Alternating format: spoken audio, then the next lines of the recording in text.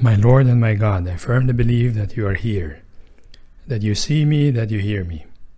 I adore you with profound reverence. I ask you for pardon of my sins and for the grace to make this time of prayer fruitful. My Mother Immaculate, Saint Joseph, my Father and Lord, my guardian angel, intercede for me. Today is Ash Wednesday, the beginning of the Lenten season. So welcome to Lent. At some point throughout this day, many of us will receive ashes on our foreheads. A reminder that we have come from dust, and to dust we shall return. It's a quotation actually from the book of Genesis, where God told Adam the sad news of what his sin had brought about. Because before the fall, Adam enjoyed the reality of immortality. He was not meant to die. Now his body would die. Eventually, he would return to the dust from which he was made. And you and I, like Adam, we have come from dust, and to dust we also will return. Remember that you are dust, and unto dust you shall return. Dust of so little worth, yet of such great value. Because Jesus entered our dustiness by becoming a man and dying on the cross to restore in us the image of God that has been damaged by sin, to recover for us our identity as children of God. That's why we should no longer live our lives chasing dust, chasing things that are here today and gone tomorrow. So remember that you are dust, and unto dust you shall return. It's a reminder not to distance ourselves, but actually a reminder to bring us again into the outstretched arms of the crucified Jesus. Because to know my dustiness, to know my woundedness, is actually a gift. It's a strength, because in my weakness, I am gently but urgently invited to be with Jesus, with you, Jesus, in your time of temptation, your time of suffering, and your time of death. Lord Jesus, I am in your presence with my sin, and you are the doctor. You can heal my heart.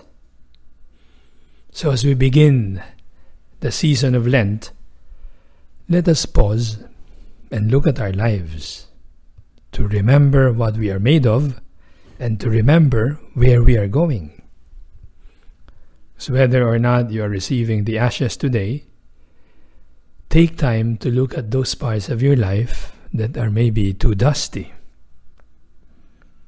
Might it not be true that you accumulated a lot of dust from a lot of your self-centered routines, that when you look into your heart, all you see is a lot of you?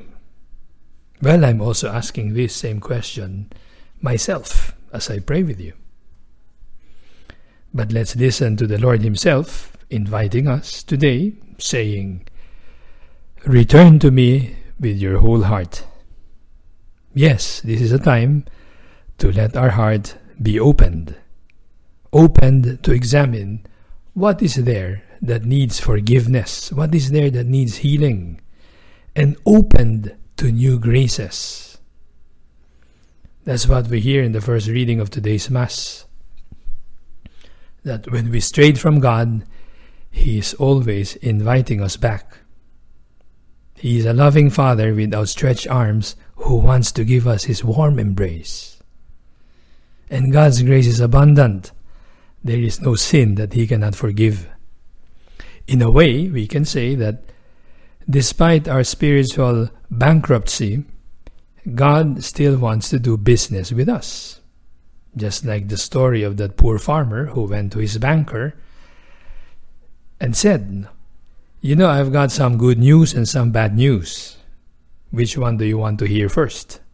So the banker replied, "Well, let's get the bad news over with first."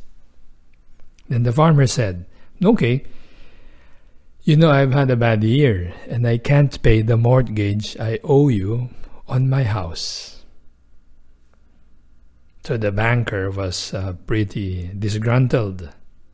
Then the farmer continued saying, and I've had such a bad year that I can't repay any of the money I borrowed for my new machinery either.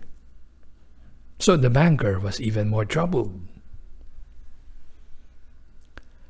Then the farmer added, and the money that I borrowed to buy some seeds, the seeds and the fertilizer, I have had such a bad year that I can't pay you for any of that either. So the banker said, that's terrible. So what's the good news? And the farmer said, the good news is that I still intend to do business with you. Well, in this season of Lent that we begin today, Jesus is calling us to himself and asking us to return to his loving embrace, to let us, to allow us to accept his outstretched arms. And he assures us that despite our spiritual bankruptcy, he still wants to do business with us. So take time to reflect on where you have turned away from him, because now is the moment to return to him with all your heart. And then maybe to commit to going to confession during Lent. An honest look at ourselves as flawed creatures of God doesn't mean we give up. Rather, we are comforted in knowing that there is nothing we have done, no hidden sin so deeply hidden in our souls that God does not forgive in us. Despite our spiritual bankruptcy, he still wants to do business with us. And also this time of Lent, sometimes people ask, what are you giving up for Lent? Well, a good thing to give up during Lent is sin. And to show that we are serious about giving up sin, we do penance. We offer up some sacrifice. That's why in the Gospel today, Jesus spoke about prayer, fasting, and giving alms. Because prayer, fasting, and almsgiving each give us a way to turn our attention away from the self, so that it's directed to God and neighbor. So we turn to you, Lord Jesus, to ask your help that we may fast from whatever keeps us self-focused. Take away from us, Lord, these days some of the unhealthy patterns that make freedom difficult for us. And as we observe fasting today, let us experience hunger for you, Lord Jesus. Hunger for a new way of life. Hunger for how we might give ourselves to others. As Pope Benedict said in a homily one Ash Wednesday, he said, the return to God with all your heart in our Lenten journey passes through the cross. In following Christ on the road to Calvary, to the total gift of self, is a journey in which each and every day we learn to leave behind our selfishness, our being closed in on ourselves, to make room for God who opens and transforms our hearts. After all, Lent is not just about the little sacrifices or the big sacrifices that we make, but it's about discerning where our hearts are directed. And we know by experience that our hearts are restless until they rest in you, Lord Jesus.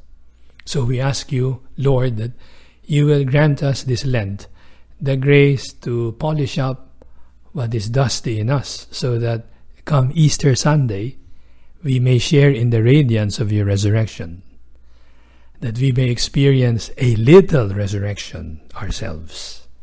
Help us, Lord Jesus, to make a new start. And Mary, our mother, will accompany us on our way through Lent, so that it may be a journey of true conversion, so that it may really be the acceptable time for us. Mary, our Mother, in these 40 days of Lent, teach us to ready ourselves to recognize Christ when He surprises us as the risen Lord. I thank you, my God, for the good resolutions, affections, and inspirations that you have communicated to me in this meditation. I ask your help to put them into effect. My Mother Immaculate, Saint Joseph, my Father and Lord, my guardian angel, intercede for me.